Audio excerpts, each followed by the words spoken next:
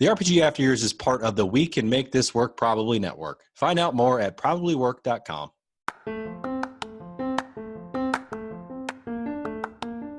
Do you like K-pop, anime, astrology, general shenanigans? Hi, I'm Chelsea, And I'm Haley, host of the Uwu podcast. Chelsea, what's uwu? Uwu is the feeling you get of too much cuteness or an overwhelming feeling of happiness. New episodes every Wednesday. Catch us almost everywhere podcasts are available. Podcast so cute, it'll make you go, Uwu!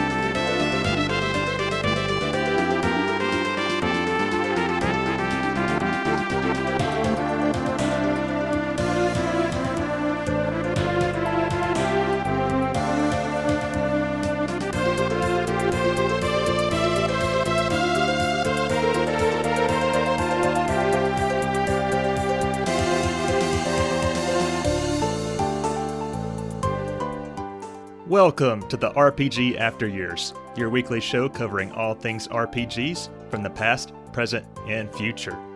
I'm Scott, and this is episode 37. Yeah, that's right. This is actually future editor Scott. So basically, if you didn't listen to the end of last week's episode, we split the episode into two parts because it was such a chunky episode. So we were in the middle of talking about everything to do with gameplay. We had covered like the overworld and the Velvet Room and exploring palaces and the real world and all that stuff last time. So what we have left is the battle system, the royal content that was added, and our rankings. So still got plenty left to go, and I hope you guys enjoy. One more quick note. At the end of the episode, we say we're not sure. I say we're not sure what we're going to be talking about next time. It's going to be the Wild Arms review, so look forward to that. And just know that after this little musical transition, we'll be back in the past, back to the normal episode. So let's get right to it.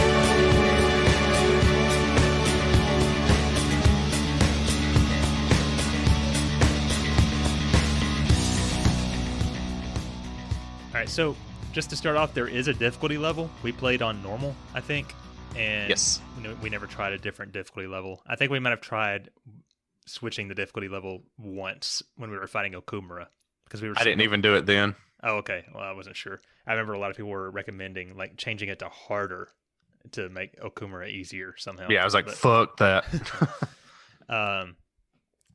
Well, I mean, I kind of watched this stuff, but maybe I should just let you talk about it. Wow, this is going to be a Corey episode, huh? Oh, yeah. All right, so I'll start with what you've got here with melee versus range. So you do have two options of how to deal damage to these enemies you come to. You can obviously use your... each person has a weapon, a handheld weapon, and you can physically attack them. But then you've got two options for a ranged attack. Everybody has a gun.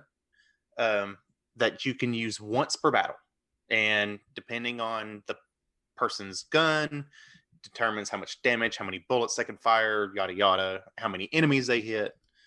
But the other option for ranged is your persona, and your persona, like we kind of discussed earlier in the Velvet Room, you kind of build your persona so you can choose, do it the way you want.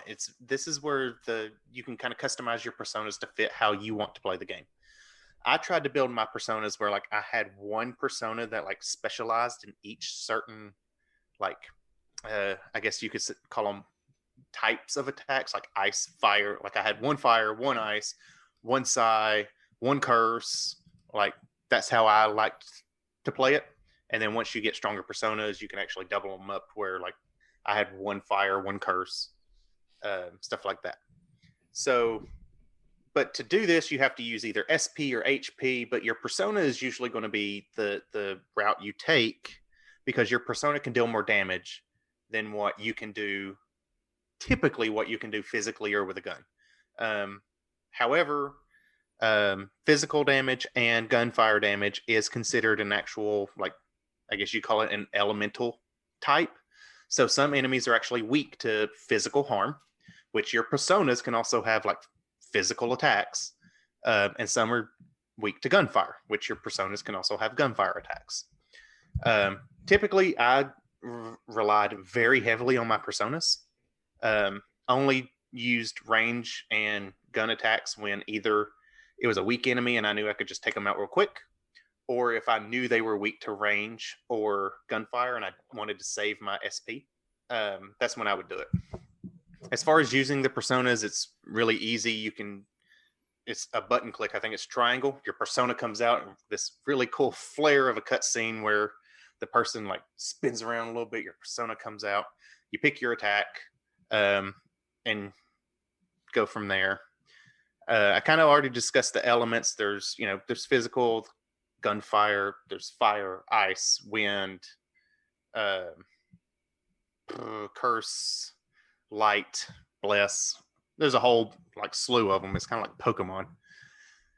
A little different than the usual elements that you see in games. Yeah, there were several like new ones for me. Like and it even counted like physical and physical and ranged as like elements almost. It counted physical attacks and gunfire attacks. So like some enemies were actually weak to gunfire, which was kind of cool. But overall, as far as up till now, I loved it. I loved using the personas. I loved having to strategize with figuring out which enemies are weak to what elements, because when you go into battle, if it's a enemy that you have not used a certain type of attack against, it won't tell you if it's weak or strong against it at all. And the elements are actually, they play another role where they not only can be weak or strong to it, but there's also like they can reflect it. So like if an enemy has like reflect on lightning and you use a lightning attack on it, that enemy is going to bounce the lightning back at you and hit you. There's also drain, where if they have like drain against wind and you use wind, it actually heals them. Then there's also repel, where if they have like repel to fire and you use fire, they just block it and it does no damage. And then of course there's weak and strong. So I thought that was really cool. Kind of played into it a little bit more. You had to really pay attention to the elements. If it's a new enemy or like a boss, when you start battle, when you click to use your persona, it brings up the element tree for that enemy up top on your screen. And then below it, as you use those attacks, it fills in like weak, strong, repel, whatever. Oh yeah, that was cool. But at the start of the battle, it's always full question marks. So you kind of have to like take a guess, like what's this one going to be weak Which to? was kind of a problem when it came to bosses, like enemies you only were going to fight one time.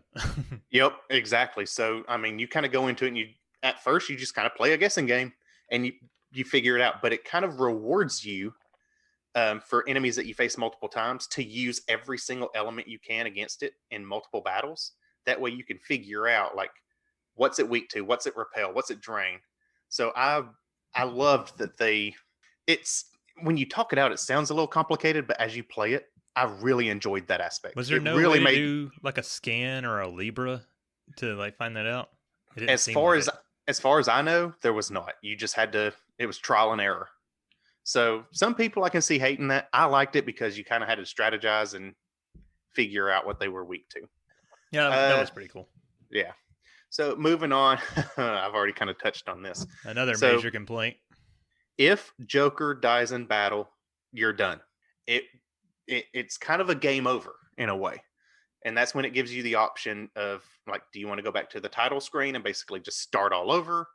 Do you want to go to the last safe room you were at? It's kind of Do you like want a FF13 in that way. I don't even remember FF13 being this bad though. Well, if the character you're controlling dies, you're done in 13. Oh yeah, but you can.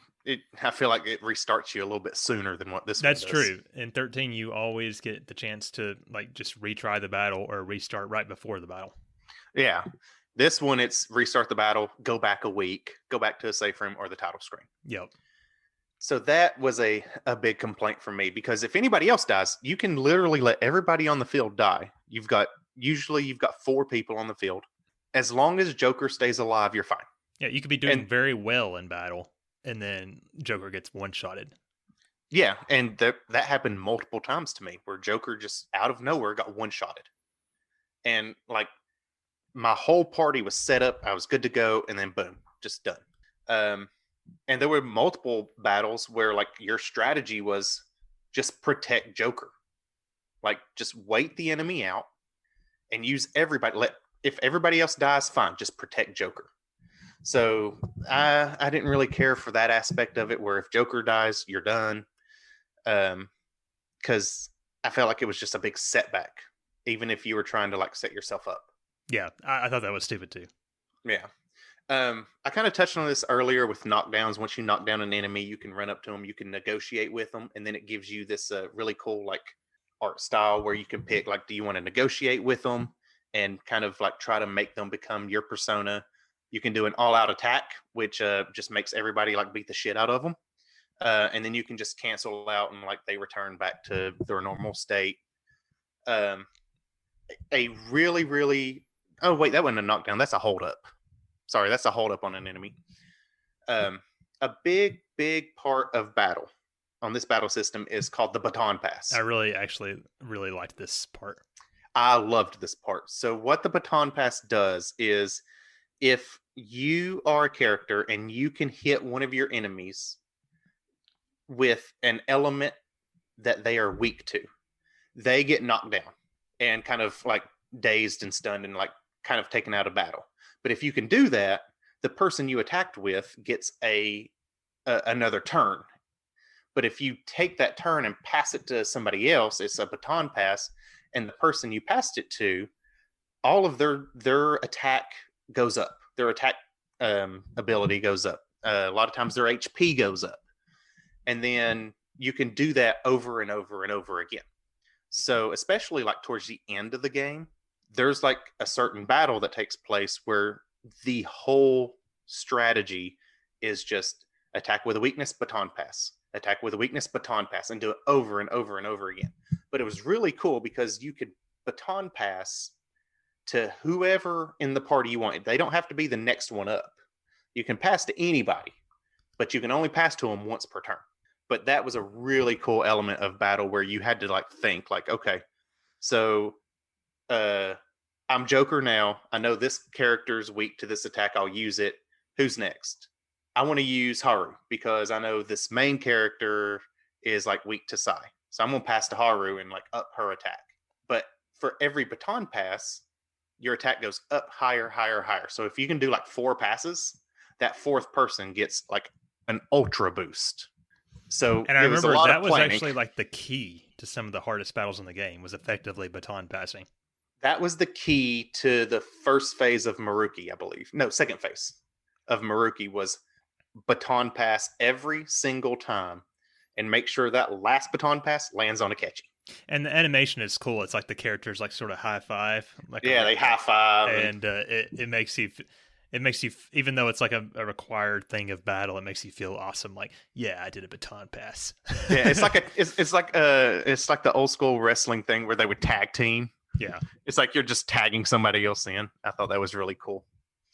I've already talked about negotiations, the all-out attack, where basically if you can down every enemy on the battlefield, when you go to like negotiate with them, you can pick all-out attack, and then everybody just beats the shit out of all the enemies.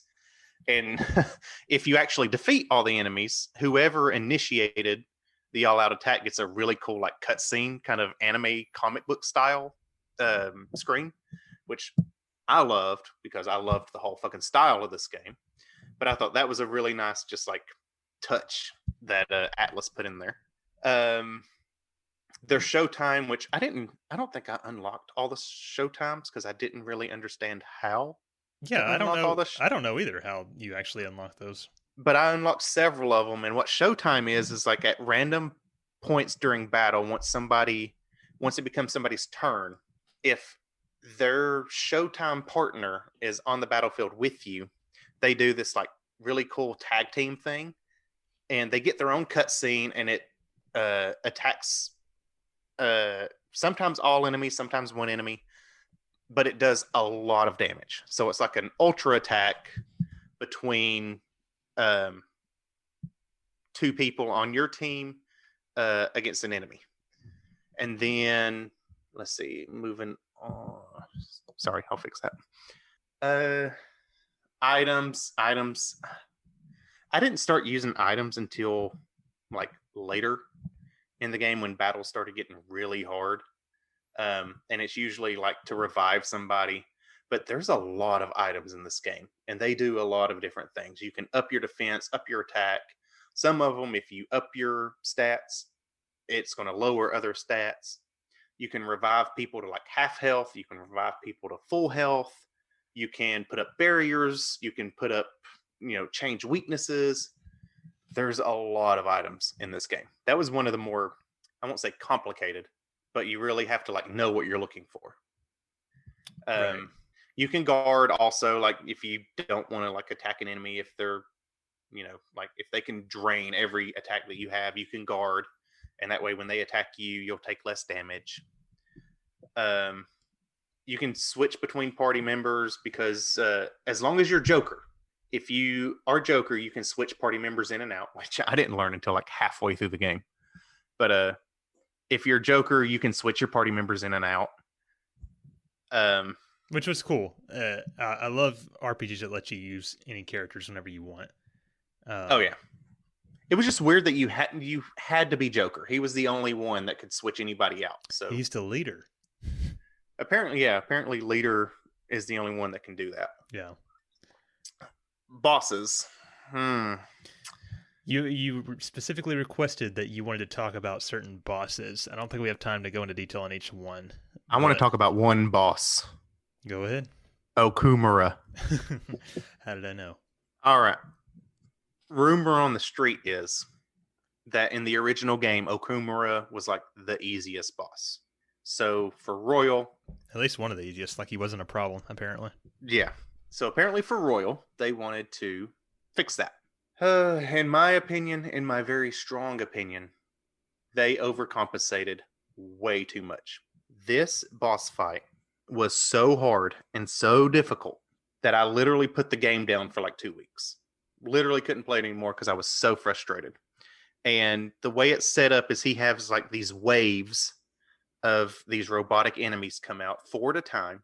Each set is weak to a different element. But you have to defeat all 4 enemies at the same time because with your personas, as you, for instance, like On's persona learns a lot of fire skills.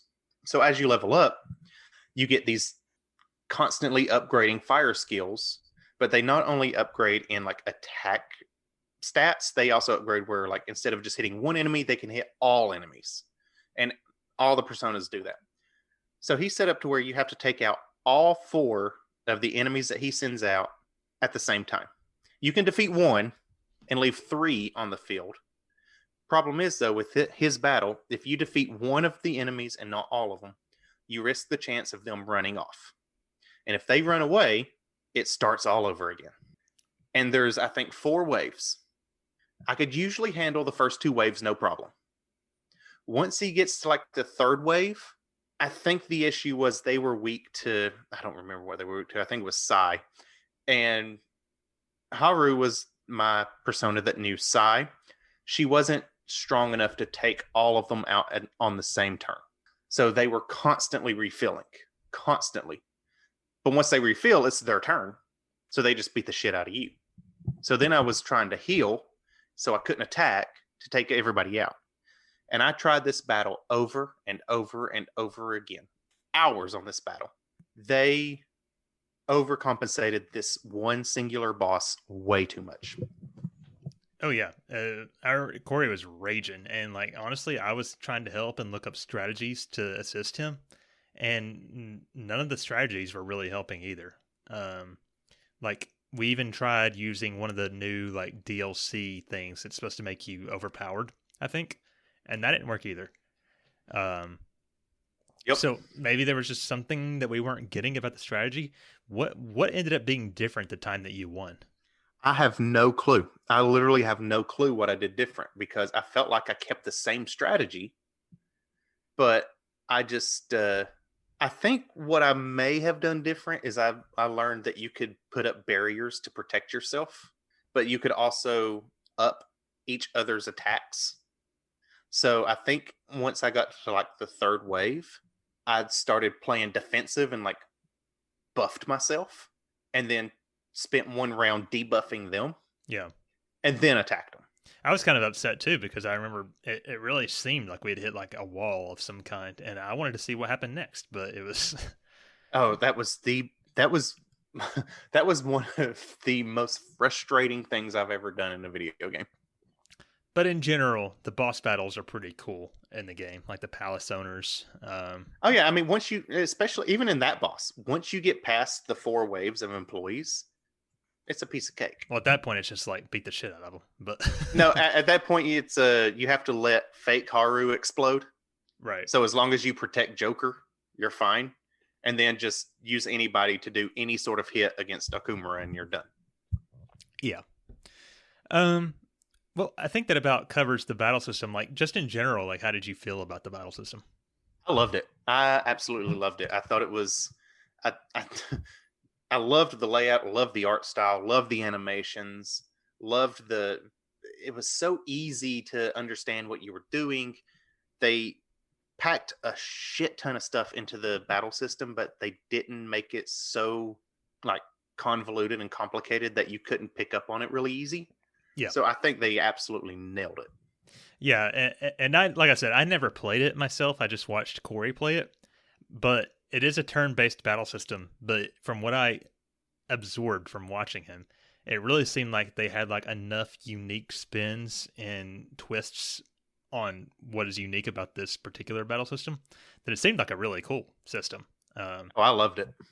Like One of my favorites. even though I didn't always like completely understand what was happening, like I thought it was really cool myself, even just watching. So, there is DLC, but I think it's mostly just like costumes and unique personas that you can use in battle, things like that. I think there's like 6 unique personas or something like that. Yeah. There is a new game plus, so if you want to go back through the game with, keeping all your upgrades and stats and all that and see more of what you missed the first time through, because it's almost guaranteed unless you're following a guide, you missed a lot of shit. I will be doing that. You can see more of that.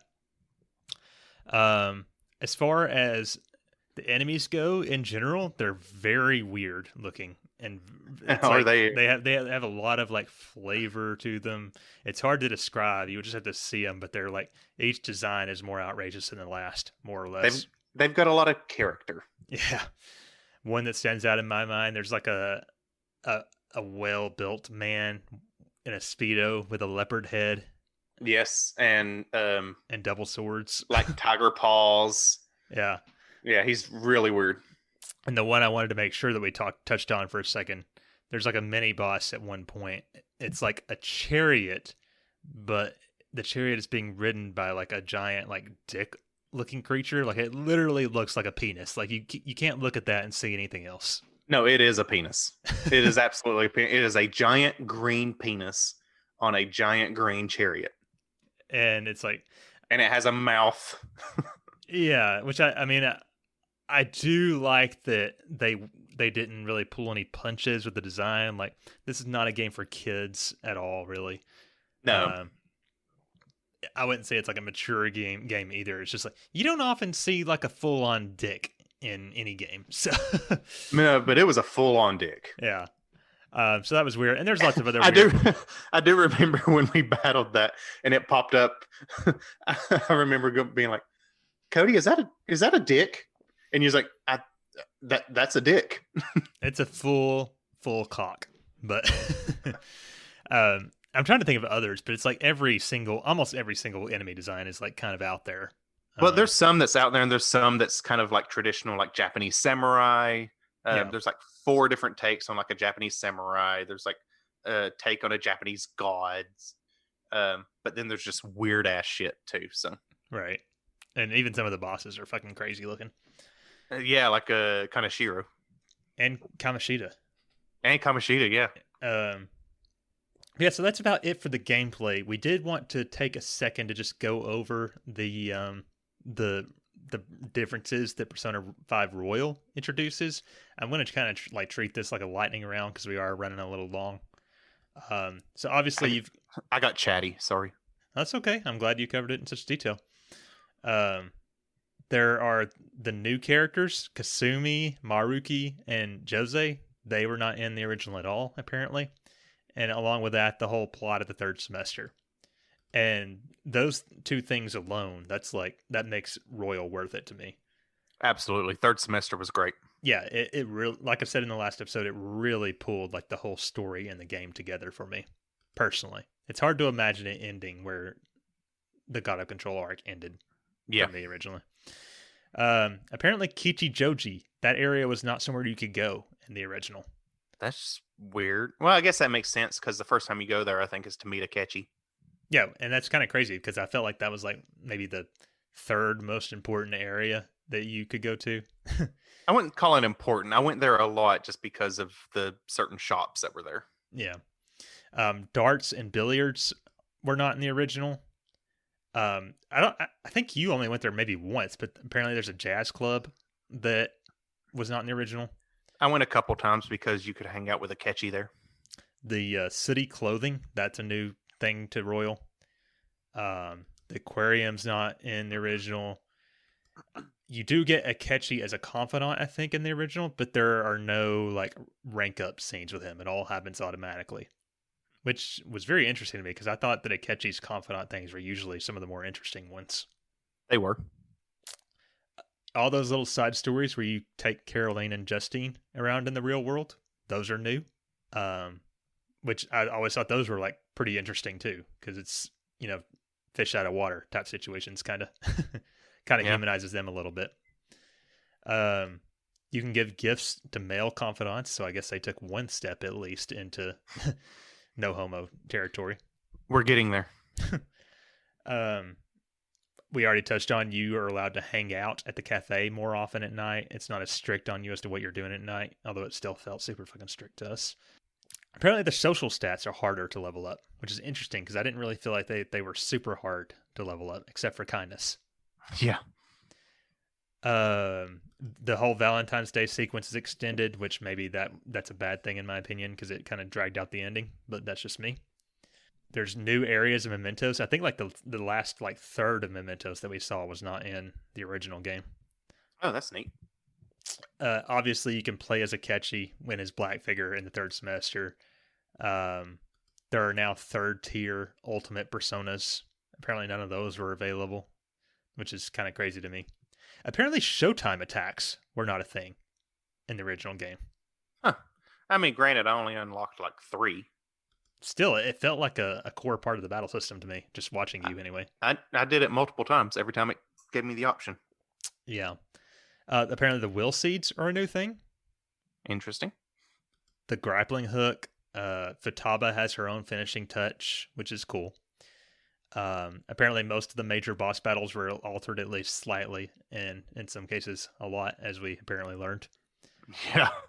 We learned the hard way on that one. You don't unlock the baton pass until later than we did, which is... That would suck. Yeah, I don't know when you unlock it in the original, but... Like, that was key to battle. This is a major thing. Apparently in the original version, your guns did not automatically reload between battles. It was only... that's garbage. Yeah, I feel like you would just use it up instantly. You would. So status effects: dizzy, forget, and confuse ends after the target is hit, and confuse doesn't last as long. Apparently, that was different. That's not terrible. Those didn't get used a whole lot anyway.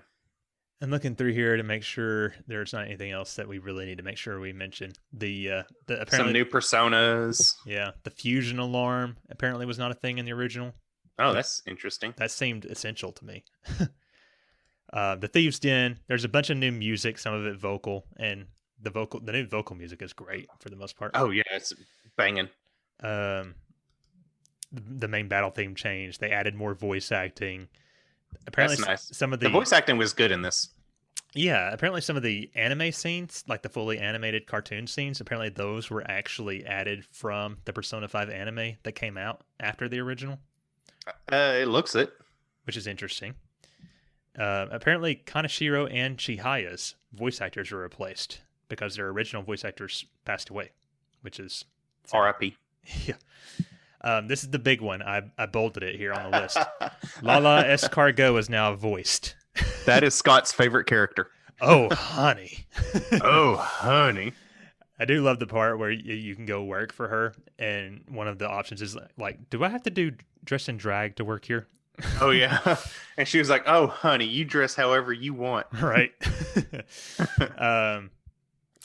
This was a big controversy. I'm not going to talk about this at length because we did almost a whole episode about it. But there was a controversial scene where an older gay couple sort of sexually harass Ryuji in the original. That was toned down by the translation team. So kudos to them. Yes, I will say they did a good job on toning it down. I still find it It's little still creepy. kind of icky, but Yeah, there's still some cringe there that I'm not 100% comfortable with. But like you said, if you want to hear the full thoughts, go to Patreon, throw some money at them, and you can listen to that Aftercast it's an show. early Aftercast. I don't remember which one Yeah, exactly. like one or two, I think. They included the option to have all the voice acting be Japanese, which I know a lot of our Weeboo listeners will enjoy. And of course, 4K PS4 Pro support, which I Thank didn't even God. realize. Yeah. So that's about it for all like the individual elements of the game.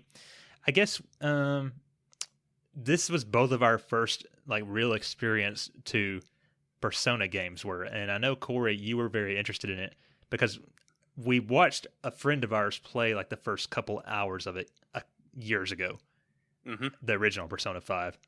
And even from that, I remember you being like, I want to play that game. Which, I mean, it's a pretty traditional RPG, just with like a lot of more like social mechanics.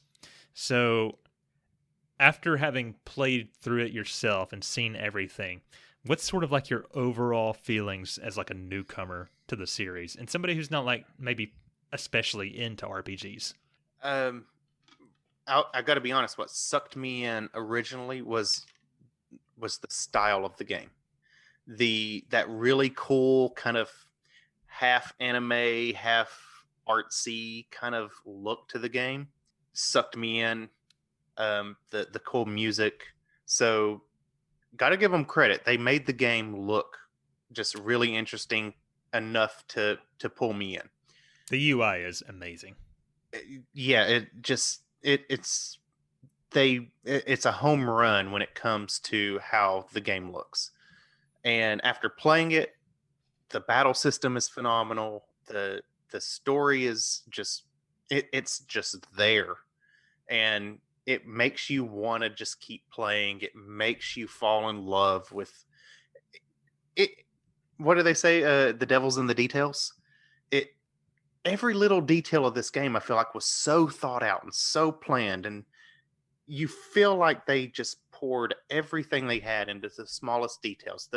The tiny little cutscenes between the showtime, the battle animations, the boss animations, the palaces, the music, the timing of it, the loading screens, everything.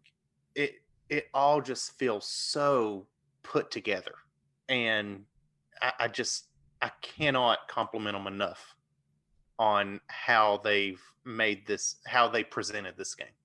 Yeah.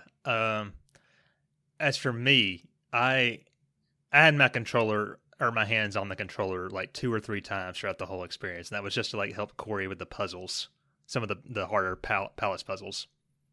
Not to say that you're dumb or anything, honey. No. It was literally like I would hand him like, Scott, you have to do this. Yeah, just pure frustration. I will throw the controller through the TV if you don't figure this puzzle out. And there were a lot of periods throughout the game where I was like having a hard time maintaining an attention span because there, like I commented on earlier, there were some lulls story-wise, and I generally understood what he was doing in the battle systems or with the battle system, but also not entirely. So I wasn't like engaged with like the tactics of what he was doing necessarily. A lot of times. I did find like the palace exploration, just, even though a lot of the palaces looked pretty cool and had cool music, I felt like the palace exploration was kind of dull a lot of times. See, I loved it. But with the story and like the characters and the UI and the voice acting and all of that, like when that was on full cylinder, my attention was like, eyes glued to the screen. And I was very invested in what was happening with the story and the characters. And I could tell just from watching him that there was a lot going on with the gameplay. And it seemed fun. Like I would not be against going and playing through this game again myself, despite having poured 180 plus hours into it, just watching it. I support that decision. He's gonna make this happen one day. I just know it. Maybe sooner than I think. But yeah, I really loved it. I thought it was a great game, like a great game. But especially the gameplay. There, like I said, nothing perfect, but nothing is really. But with that out of the way, are we ready to rank this bitch? I have been waiting on this for weeks. Let's rank it.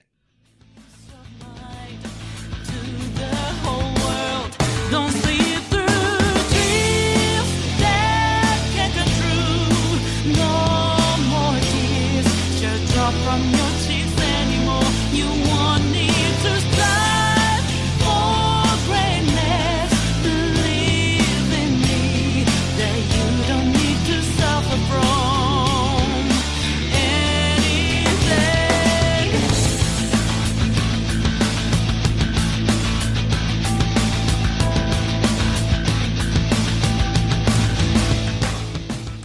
Okay. So our ratings, our categories here are story, combat, non-combat, graphics, music and sound, and overall feel. So, as usual, because I did not actually play the game, only Corey's rankings will count. Oh, first time only my rankings count. I think it is the first time, actually. It is. However, I think we only counted your rankings for Fire Emblem, too. Actually, you're right. But because I spent 180 plus hours watching this bitch, I do feel like I can actually comment on it and give my own rankings as well. I'll allow it this time.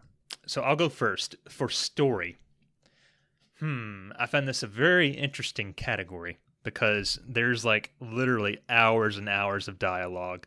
All the characters are great. Well, I won't say all, but all the main characters are great. I think we said in the development section, the development history, that there's like 1,503 cutscenes or something crazy like that. So I feel a little conflicted because on the other hand, it's like they do spend a lot of time like saying the same things over and over. There are some lulls in the story. But at the end of the day, like I said, I really cared about what was happening in the characters. And so I think I'm going to give it a 9. There's a couple arcs that really throw me off. Like, even though a lot of interesting things and character resolutions happen in like the God of Control arc in particular towards the end, like that thing has got a little bit too anime. Like, now we have to kill God for me. Cheesy stuff. There's some weird things like Kawakami's arc and sexual harassment. It's not perfect. And I thought about giving it an 8, but I feel like that would be not doing justice to how I really felt about the game's story at the end. But that's just me. What about you? This game had a habit of, after every single story scene, making me want, just constantly asking, well, what's going to happen next? What's going to happen next? I was always drawn into this story. I There were even times, for instance, the scene where Akechi shoots Joker, where I literally just just gasped. I was like, "What the fuck is happening?" Yeah, some great twists. This game, and the fact that it's given to you from a point of view where during Sai's investigation of Joker explains what happened during the story, how it starts out at the casino and you have to work your way there. I love the presentation of it, and it always kept me interested. This story is absolutely phenomenal. It is a 10. Holy shit. Okay. You don't think there was any low points for you or things that... Story-wise, no. It kept me hooked the entire time with the whole interactions between Akechi and Sai, and where's Akechi going to go? What's Akechi doing? What's Sai doing? Is Makoto going to be able to work with Sai? And then the cutscenes back to Sai where she's investigating us and it's told from that point of view. I loved it. All right. Well, I agree. The story is fantastic. So combat. I feel a little less qualified to talk about this one because I don't think I ever touched the controller during a battle sequence. But from what I could tell, absorb from watching Corey, I did feel like it was a pretty cool combat system. The UI is great. You feel like badasses while you're fighting. There's lots of like intricacies as far as like the different elements where you don't know what they're weak against until you try it, and the baton passes seemed awesome. And then you've got like 3 different versions of super attacks that make you feel like a badass, like the all-out attacks and the showdowns and the finishers and the negotiations and all that. And you've got like different ways to attack. Like do you want to use your persona? Do you want to just use the character? Do you want to, shoot at them? Whatever. I think the main detractor, if I was to point out one thing that was pretty bullshit, would be, if Joker dies, it's over. But I guess that's, that could differ based on the person reviewing it. I think that I will give this one a 9 as well. The overall, again, it was a great aspect of this game. The battle animations are phenomenal. The Showtime cutscenes, phenomenal. The baton pass I loved the baton pass. Being able to use your personas, and the persona animations were great. The boss animations were great. The dialogue during battles was great. Negotiations, being able to like take an enemy and make them one of your personas was great. So a lot of good points. However, I do have to point out, like you said, if Joker dies, the setback that gives you can sometimes just be astronomical. And I feel like sometimes that's too much of a price to pay. So I did not like that. And as I told you off air multiple times, that battle with Okumura almost making me put the game down. There's things they could have improved. Okumura did not need to be that hard, and they didn't need to make you pay such a big price if Joker fell. So with those, if they would have fixed those 2, it would have been a 10. But for those reasons, I have to give it a 9. Okay. So that's a 9 for Corey. I was honestly expecting you to take away slightly more for that. But the next category is non-combat. I feel like this one's more interesting because I feel like the style of gameplay that Persona has outside of combat is very unique to Persona. It's something that I can't really think of anything else that's anything like it. That doesn't mean it's a good thing. As far as like the social management and the calendar system and all the stuff you do out in the real world, I did like that stuff, but I feel like sometimes there was a little too much of it between story parts. There wasn't anything particularly super interesting about it other than the confidant scenes. So there's a slight detractor there. And then, like I said, I felt like the palace exploration was actually not that great. It looked cool, but just the way everything animates and like some of the puzzles were really obtuse. Mementos was boring. I feel like Persona loses some points here. But also, there's nothing like super wrong with it, and also the fact that there's not an autosave would go here as well. So, Yup. I'm debating between like a 7 or an 8. I think I'm gonna go with a 7. No, I'll be nice. It was interesting most of the time. I'll be. How do you feel? Give it what you feel. Man, I'm gonna give it a 7. I don't feel like it's that fun. It's just interesting because of the story. And I get where you're coming from as a viewer. I totally understand that, because if I was just watching that, I think I would probably been maybe a little bored too. But playing it, I have a different perspective. I like the fact that during non-combat, it gave me the option or options to do what I wanted. And I never felt like there was nothing I could, there was nothing to do. There was always something to do, which I liked. It was very rare I found myself like, all right, let's hurry this up. I just need to go to bed and get the next day. That was a very, very rare occurrence.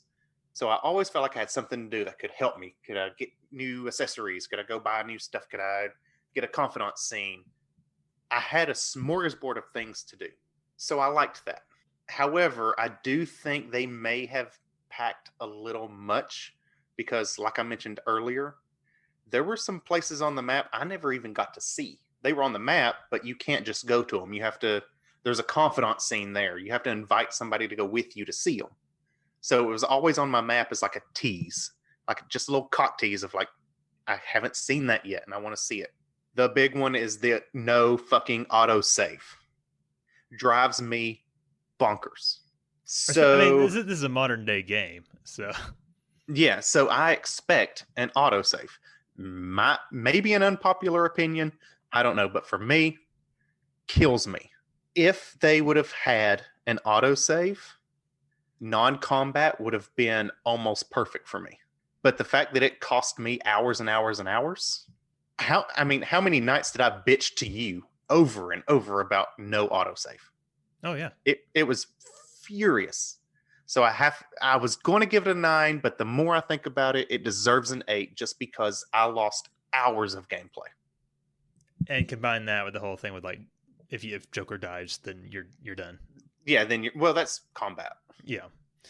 But it's just like perfect storm as far as like losing progress because of lack of autosave. True, yeah. I mean, if both of those happen, you're fucked. And if you can't beat the palace boss, then you're fucked even more because like your option at that point is to go back a week, which could be like 10 which hours. I had to do a couple times. Okay, so the next category is graphics. I might have a bit of a controversial opinion here because I do not, especially for a PS3/PS4 game, I do not think that this game looks very good. It is highly stylized, very anime cartoonish, so it will age well. We will be able to go back and play this game in 10 years and not think it looks like shit or whatever. But like during the cutscenes, the characters literally just like stand there with mouth flaps. They might have some gestures or whatever. The environments generally look good. I'll give it that. And the characters look cool. It's just like they're not animated well. And I don't know. I just feel like it looks very like generic and bland kind of outside of the art style. What I will say is that the UI is amazing. It's like the best UI I've ever seen in a video game. Just the way like the menus fly around and move and how they look. Like it's interesting just to scroll through menus, basically. I think I mentioned this at one point in one of the last episodes. Sometimes I felt like the UI even trumped what was happening with the action on screen. Like during battles, I was like missing what was going on during the battle because the UI was so interesting. Yeah, even the start menu, like every like menu you pick, Joker's like pose changes. Yeah, and there's not a lot of games that do that. FF13's menu reminds me of that kind of. But this one is probably the only game I would say ever gives FF13's pause menu a run for its money. Yeah. So kudos to whoever did that. We probably went over that in development history. But I'm going to give it an 8 because it doesn't look bad. It just, I feel like it, and the UI does boost it up for me some, but I don't think the actual like character graphics and animations and all that looks very good either. All right. Well, I may have an unpopular opinion here too, because yes, their facial expressions don't change a whole lot. They're very flat, actually very generic. Joker, I don't think you ever during cutscenes ever see like his eyeballs because he's always wearing the glasses.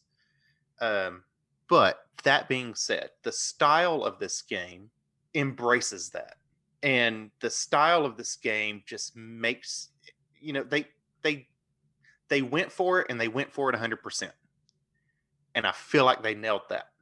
The UI is fantastic. The opening to this game is fantastic. The cutscenes, that's my only part with this. Is like I feel like the cutscenes were so much more anime versus what Atlas was going for during gameplay. Yeah. But I struggle with myself because the UI of the game, the battle system, the little details of like the showtime battles, the effects during battles. I'll give it a. This is hard for me because I want to say, part of me says 10 because the style of this game was beautiful. It's what made me fall in love with the game to begin with. But then if I think 10, like FF7 Remake had like facial expressions and like body language in a way. This one, that game didn't. looks way better. It's not as stylized, but but the style of this game is just so beautiful. But you're right. I've said on previous episodes, 10 is perfection. This was not perfection, so I'll give it a 9. okay. The whole thing with me is like I remember there are like some fully animated, not the anime cutscenes, but like fully animated just scenes in general where all the characters are moving more dramatically. And every time Those are the ones I was talking about. Every time it did one of those, I was like, I wish there was more of that. Well, see, I felt like the transition was a little stark. Like that was a stark difference between those fully animated cutscenes and like the game style. Like that was a very stark difference. Yeah. All right, music and sound. This is another one I feel very conflicted on. I don't really have any problems with the sound. I don't think it's like, anything that super impressed me either. As far as the music goes, I feel very conflicted because there are some absolute bangers on this soundtrack, especially all the vocal themes. Like there's not a bad vocal theme in the bunch really, and you hear those a lot. Like the battle theme is a vocal theme, and some of the palace themes are vocals, and a lot of the incidental music is pretty good too. However, there are some tracks on the soundtrack, a lot of tracks on the soundtrack actually, that are kind of forgettable and mundane and boring. So I can't give it a 10 for that reason, even though I kind of want to, because the vocal tracks are so amazing in my opinion. In particular, Rivers in the Desert, which is like one of the final boss themes, is one of the best final boss themes or boss themes I've heard in RPGs in general. When I was trying to decide like the track list as to what tracks to play during the transitions to this 3-part review, I was like, I ran out of space. I was like, fuck, I can't include these. So I'm going to give it a 9. Not sure it deserves it, and like the part of me does want to give it a 10 just because of how great some of the music is. I just don't feel like all of it is there. Music and sound. Can I give it a 15? Because that's where I'm at with this. And the reason I say that is because I can't remember the last time I've went on YouTube and looked for a game's full soundtrack and listened to it multiple times. Every single time this game kicked on, I was excited to hear that opening theme. I was excited to hear that battle theme. When they introduced the new battle theme, I think when you battle Sai, fucking loved it. Like it sets the tone. Like it fits the game so perfectly. It drags you in. This is, in my opinion, from games I've played, the best game soundtrack I've heard. I'm going to have to make you go back and listen to the actual full soundtrack instead of just the vocal themes. But I've listened to the non-vocal themes too. Okay. And I still enjoy them. I really don't get where you're coming from. But it sets the mood of the game. Especially like if you just go back and listen to it, yes, it might seem a little boring. But when you put it in context of where you're at in the game and what you're doing in the game, it matches beautifully. You So have that, to for have example, both I hated that aspects. Mementos theme until you got to like the lower floors and it picked up some, and we spent hours and hours and hours there. But See, when I was in Mementos, I liked the music. okay, well, I would say agree to disagree, but at the end of the day, you're only 1 point higher than me. So overall feel, this category is just like, just in general, how we felt about the game. I'm gonna give it a 9. I really loved it, and just as a pure spectator, like I thought it was awesome. It did not disappoint me at all, and I went in. My expectations weren't super high, despite having heard from so many people that this was an amazing game. But I just really liked even just watching it a lot of times, and I totally understand why this game has sort of like got its like notched out of place in like the hearts of RPG fans, and why it got so much attention, and why I hear about it so much even today, years later after the initial release. So yeah, like overall positivity. Like if somebody asked me, how do you feel about Persona 5? I'm gonna be like, that's a fucking great game. You know, it may not be for everybody, but for RPG fans, I'll be like, you need to play it. All right, I'm torn, and I need a little advice of yours. Okay. As I've made very obvious, Breath of the Wild is my favorite game of all time. I love that game. It got a 10 from me. Loved it. If a game is in your top 5, do you think they deserve 10s? I really think that a 10 would be a game that you thought was perfect. That I thought was absolutely perfect, no mistakes at all, anywhere. No, because no game is perfect, and I guess I'm just contradicting myself. But if you really feel like this is like one of your top 5 games you've ever played, then I would give it a 10. This game is in my top 5. Other than Breath of the Wild and some like old games, no games made me want to go back and do New Game Plus like this game has. That's I want to true. see. You were like asking to do that like not even a week after we had finished it. Yeah, I want to go back and see the Confidants. I want to hear that music again. I want to do the wandering around Tokyo. I want to go see those other cities. Like I want to do that too. I want to play. Yeah, true. And this game, I think I've made obvious through these reviews. I've heaped love on it. I really, truly do love this game. And it is a game that I would very happily go back and play again. Yes, it has its flaws. And I've made those obvious with the Okumura fight. Oh God, I don't know though. I'm thinking about that autosave and makes me not give it a 10. Right. Drop it to a 9. I can't give it a 10 because of that autosave. I lost so many hours, got so frustrated. I didn't even think about that. You complained a lot about certain things in this game. I don't. Yeah, I can't give it a 10 just because of. Actually, those are the 2 main things. The 3 main things is no autosave, Joker dying in battle, and the Okumura fight.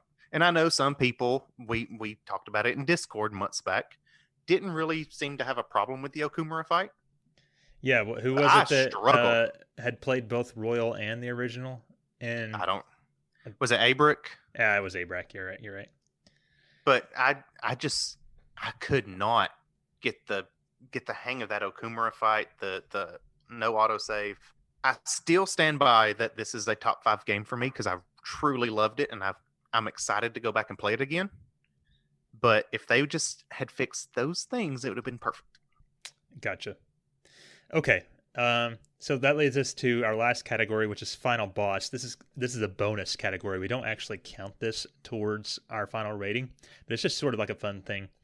So this is interesting because the final boss of the version of the game that we played was Maruki and Adam Cadmon and all that. So I feel like we have to base it on that. Mm-hmm.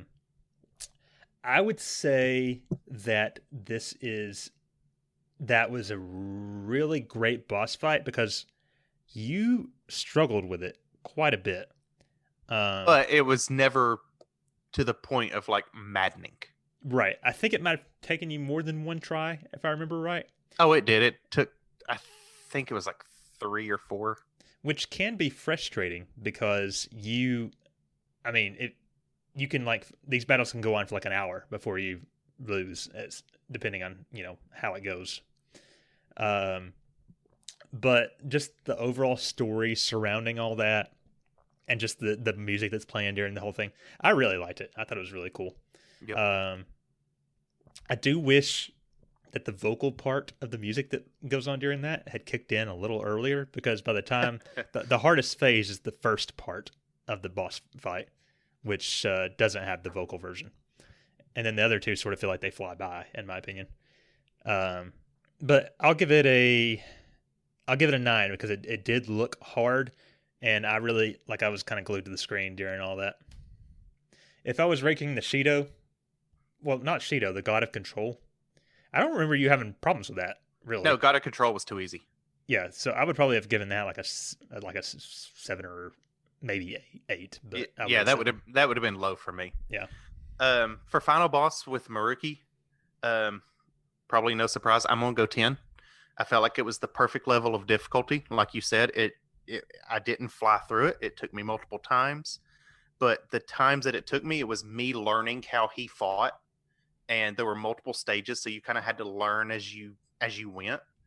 So it took multiple tries, but it was never like maddening where you just got angry. It was just like, oh, okay, so that's how this battle, that's how this is going to work. So next time I know to do this. You learned something new every time, so it was never maddening. And the music was awesome. I really liked the cutscenes with Maruki, especially you remember in that one where the tentacles are up out of the ground. Yeah. And he's got his persona back. Every other turn, he would specifically address a member of your battle party and was like, he would call them out on their quote unquote weakness. And was like, why don't you just let me help you be happy? I thought that was a really cool touch. The final sequence with the gigantic ass Adam Cadmon. Granted, you didn't really have to fight him; you just kind of protected yourself. But that last little cutscene was really cool. And like you said, it just kind of glues you to the screen, and you're just sucked in and captivated. So I thought it was fantastic. I mean, I never got angry, but I wasn't like, well, that was fucking easy. What a waste of time. Mm-hmm.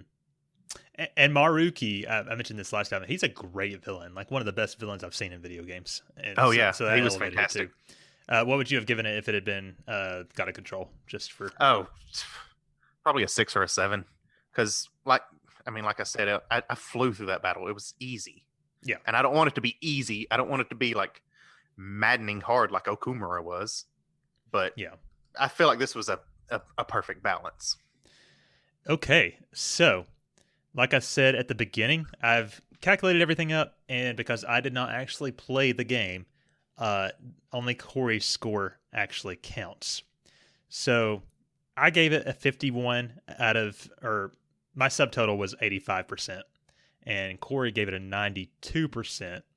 And so that just means that the overall RPG after your score is 92 out of 100. Hey, how about that?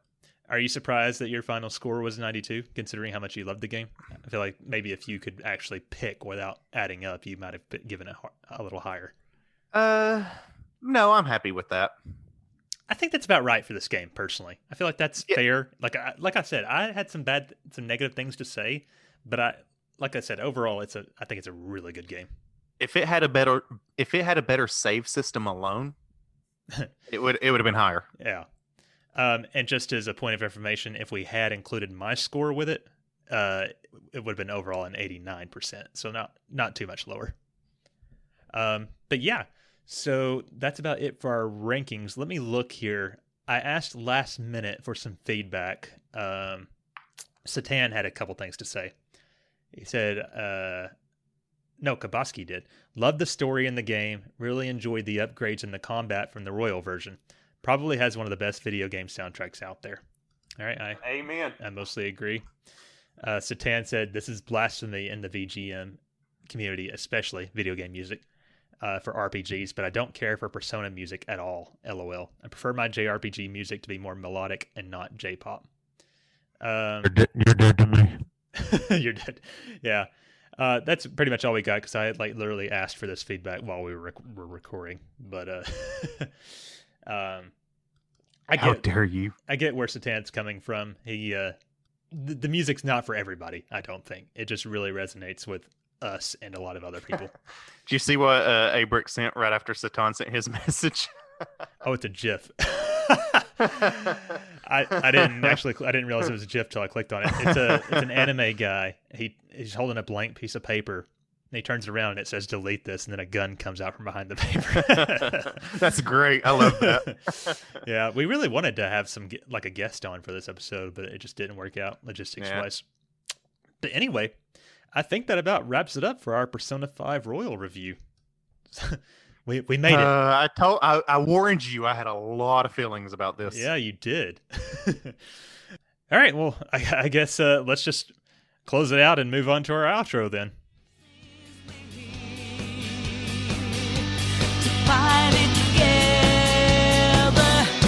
I believe we can fly up in the sky. One day we may just be able to touch down on the star. On the road we have to go. The road is fast, we shall proceed until the end of the road.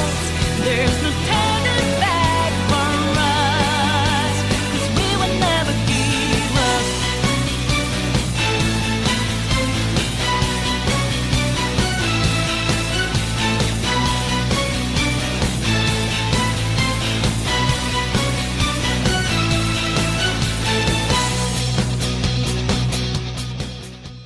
By the way, that is one of the best tracks on the soundtrack, and it plays during like a 1 minute cutscene, and I think that's it during the game. Just listening to that though makes me happy. It's at a very epic part of the game, to be fair, but I think it's when Joker's like running up the tower to face Maruki at the end. But, That sounds Yeah. right around there. Yeah. okay, so we're gonna wrap up here. Next week, the reason we recorded this on a Wednesday night is because Corey and I are gonna be on vacation, and so. Whoop, whoop. That's like a week and a half from now, so it's not really clear what the next episode is going to be. It could be something totally random that Rich and Jay come up with, or it could be the first part of our RPG Club Wild Arms review. Just depends on how things shake out. But I hope you guys look forward to it anyway. That'll be episode 37, I believe. Another update, reminder real quick. The RPG Club, speaking of, it's still going on. As of this recording, nominations are going live. But by the time this episode goes to the public, the voting will have begun, and that will end on the 18th. So keep an eye out to see what games have been successfully nominated and voted on. There's a lot of good picks so far. We're still missing a few picks, so I don't want to go over the whole list or anything at this point. But I'm looking forward to the next RPG Club. Hopefully it'll be something that we can all enjoy. Maybe a little more than Wild Arms, but we'll see. Fingers crossed. Yeah. So why don't you give us some plugs, Corey? All right. So if you have enjoyed this podcast or this broadcast on Twitch or any of us, if you just like looking at us, why don't you go to your podcast app, whatever it may be, and give these guys a rate and review, preferably 5 stars. But this is how you can make this podcast more visible to others, especially in the community. This is one of the best ways to help is just by leaving a review and rating, because it kind of elevates the podcast in whatever app you may use, and more people might see the podcast, and it can really help us grow. So go wherever it may be, Apple, Spotify, whatever, and throw these guys a rating and a review. We would greatly appreciate it. Also, like we said way earlier in the episode, we have a Patreon. There's lots of great benefits. You get early episode access. They come out like 2 or 3 days earlier, usually. You get ad-free episodes. You don't have to hear all those promos and anchor ads. We got the Aftercast bonus episodes where me and Rich and Jay and sometimes Corey get together and just shoot the shit about whatever like tangentially related topic that could possibly have anything to do with video games. And we don't care about how political we get there. That's right. There are extra reviews, mostly non-RPGs, mostly me and Corey, but occasionally some other people. We're working on a Last of Us 1 with Jay right now. We've got a Last of Us 2 one in the works and more. And we've been doing this for a little bit now, so there's like a backlog of content for you guys to experience if you were to subscribe. There's quite a few out there. Yeah. And like we said, the RPG Club, our patrons are the ones who get to decide what games are nominated and what games are voted on, what game we end up playing for months on end together as a community. So that's a pretty sweet benefit. And there's even more that you get out of it. So please go and check it out at patreon.com/RPG Afteryears. And speaking of throwing money at these guys, they're not going to get a lot of it, but there's a merch store now. So I believe that's on Redbubble. And if you go to Redbubble, is it redbubble.com/RPG Afteryears? It's redbubble.com/people/RPG Afteryears/explore. Okay, so you can find it on Redbubble. But go there, check out their page. They got a lot of cool merch.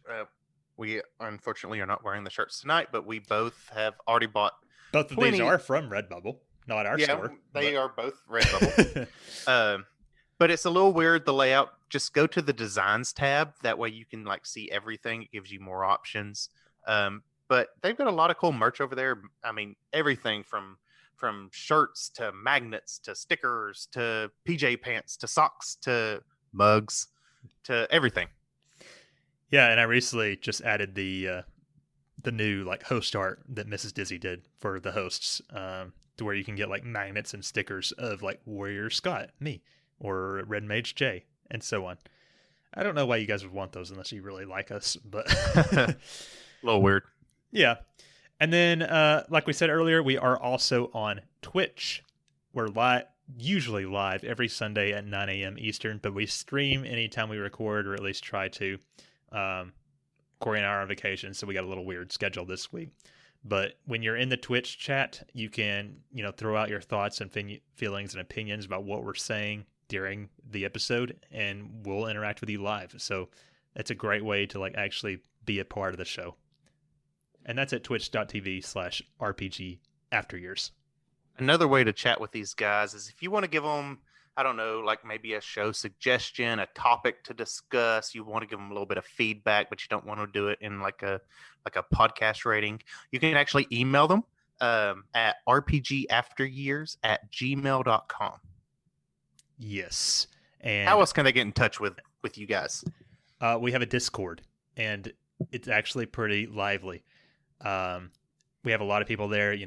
We mentioned Abrac and Satan and Disa and Mini BT and all those fine folks. They're all in our Discord. We're talking. Everybody's there. We're talking all day, every day. It's a really lively community. And like I said on last week's episode, I'm a part of some bigger or Discord groups that have a lot more people in them that are not nearly as active as ours. So it's really worthwhile if you just want to go in and, shoot the shit and feel like you have some friends on the internet. And then the last way to get in touch with us is Twitter. Most of us are pretty lively. The show is at RPG Years, and you can find me at The Scott Spot. And you can find me at VFL Corey, and that's Corey with an E. Right. And that'll do it for this week's episode. And finally, the Persona 5 review. Woo! Who knew 180 hours could go by so fast? Hopefully we were able to steal all of your hearts. And next week, we'll do something to be decided. Maybe Wild Arms. But until then, I'm Scott. And my rehabilitation has been completed. I'm Corey. We'll catch you guys next time for episode 37 of the RPG Afteryears. Bye. Bye, guys. Have Keep fun. it bonking. Bonk all the way.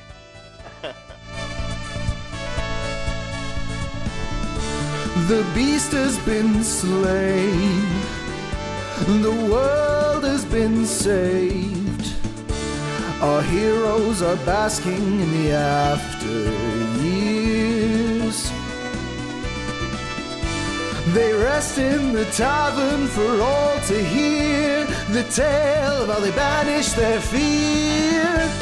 Revel in the peace that reigns through the land. All will know it was by our heroes' hands. Here in the after years.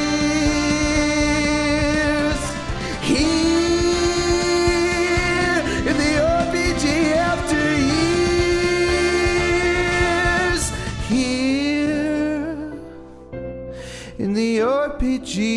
after year.